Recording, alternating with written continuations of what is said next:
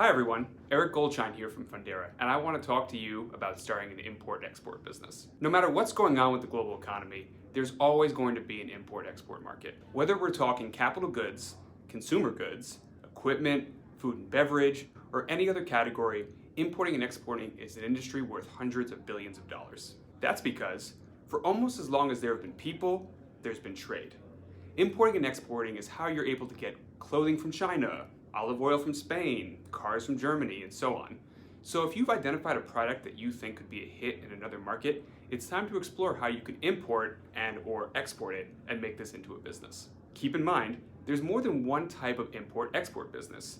You could start an export management company, or EMC, which exports goods for domestic businesses that want to sell to a different market. An EMC hires dealers, invoices all the necessary parties, and deals with things like advertising, marketing, packaging, shipping, financing, and more. You could also go the other direction and start an export trading company or an ETC. An ETC figures out what foreign markets want and then finds domestic sources that can deliver that product. You could also become an import-export merchant, purchasing goods from a manufacturer and then packing and shipping those goods on your own. Here, you assume all the risks and all the rewards of selling that product overseas. Regardless of what you're looking to do, there are some steps that every import-export business must take. So, where do you start? Here are the 6 steps to starting your own import-export business. Step 1, cover the business basics. This means registering your business with the state where your headquarters will be located, registering a domain name, getting any business licenses you need to legally operate, and so on. You'll need a business plan too. Part of that business plan needs to cover the rules and regulations of the markets you want to work in. For example, to bring alcohol and tobacco products into the US, you need, yes, an Alcohol and Tobacco Trade and Tax Bureau permit, which can take months to acquire. Similar research needs to be done when doing business with other countries, covering everything from legal back label requirements to insurance. You can conduct research with resources like Global Edge's Market Potential Index, or by checking with local government officials and websites, such as the Department of Commerce International Trade Administration's data and analysis. You can also find reports on the state of the imports-exports industry with the Census Bureau's Foreign Trade page. Perhaps most importantly, you need access to capital. Startup costs can vary greatly depending on the type of imports-exports business you want to start. Everyone knows it takes money to make money, so it's helpful to have capital on hand when you're getting started. Look into a business credit card with a 0% introductory APR offer if you qualify, or a startup loan or line of credit to get you going. Step 2 is identify what you'll import or export, as well as your market. This step goes right along with step 1, because in order to write your business plan and understand what regulations you'll need to follow, you'll need to know what you're importing or exporting. If you're getting into this business, it's either because you have a passion for international business, or you've identified a product that would shine in another market, or both. So let's assume the former reason is your reason for getting into this business. What are you going to export from your home market to another? Maybe it's wine from South Africa to the United States, or buffalo wing sauce from the US to Europe. You'll typically want a deep familiarity with both the product you want to import-export, the market you're targeting, or both. That way, you'll understand the value proposition of what you're selling and any jargon or industry or market-specific talk that will help you stand out in a crowd of other importers and exporters. Market research is a big undertaking, but the basic questions you'll want to answer include: Number 1, what is the product or service you want to sell? Number 2, who is your target market or end user? Is it the mass market consumer or for use by businesses or governments? Number 3, what country or countries will you import from or export to? And number 4, finally, who will be your trade partners? Your trade partners could be a manufacturer's representative, wholesale distributors, or retailers on either side of the importing or exporting process. These are the people you'll deal with.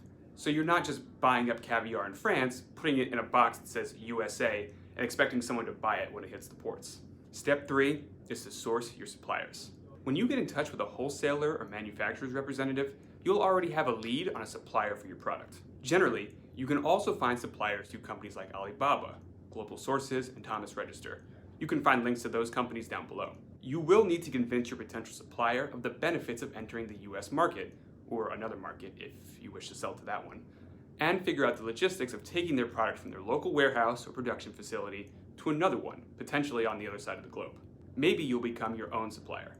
You can investigate what it would cost to buy an interest in the product or service you want to import or export, giving yourself an added incentive to find an international home for the goods that you now have a vested interest in. Step 4, price your product. Okay, you know what product you want to work with, and you've identified your target market.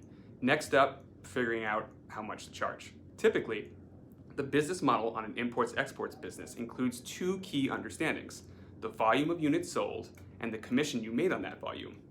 You might also get paid with a salary or flat retainer plus commission if you're an EMC. Be sure to price your product such that your markup doesn't exceed what a customer is willing to pay for it. But you don't want to make it too low so that you won't make a profit.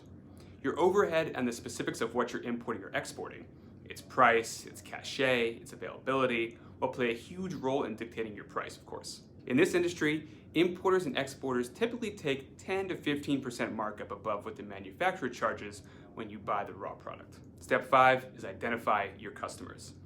It's one thing to have an idea of who your customers are or what your target market is, but it's another thing to actually get them on the line and have them agree to buy from you or sell to you. Again, you can't just send your products to the Port of New York and start selling your wares to whomever walks by. You usually need to find distributors and clients, and there are a few ways to do that. If you have a quality website and you market it well, your customers may end up finding you. Cold calling is also a time-honored and useful tactic. Check with any local contacts you have in the area, or contact the region's Chamber of Commerce, trade consulates, embassies, and so on. These organizations and offices might be able to give you a local contact list that could be vital help in starting an imports and exports business. Step 6 is finalize the logistics. This is your biggest and most complicated step, and the one that covers a variety of bases, from finalizing your supply chain to potentially moving into an office space if you started out as a home-based business. This step will also be markedly different depending on what kind of import-export business you decided to start. If you are an import-export merchant, you may want to get in touch with a global freight forwarder to serve as a transport agent for moving cargo. That saves you a lot of time and worry about getting your products from the factory to a warehouse. You'll give them information about your business and your intentions for the product, and they'll arrange the shipping agreements, insurance, and even the licenses, permits, tariffs, and quotas of working within another country. If you're an EMC or ETC, you might do all these processes in-house and need to worry instead about putting money and time towards marketing your services or renting out commercial office space as your operation grows. Essentially, you need to start thinking about importing and exporting as a business, not just as a series of transactions, and make sure that you're taking all the steps necessary to remain profitable in the months ahead.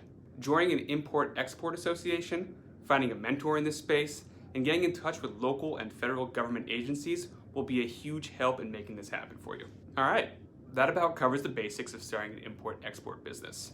It's a complex topic that requires a ton of research and hard work, but the thrill of making your services a part of the framework of international trade can make it all worth it. Let us know if you have any questions or comments down below, and of course, subscribe to our channel for more insights into starting or growing any kind of business. Also, visit us at fundera.com/blog for even more information on every aspect of entrepreneurship. Thanks for watching.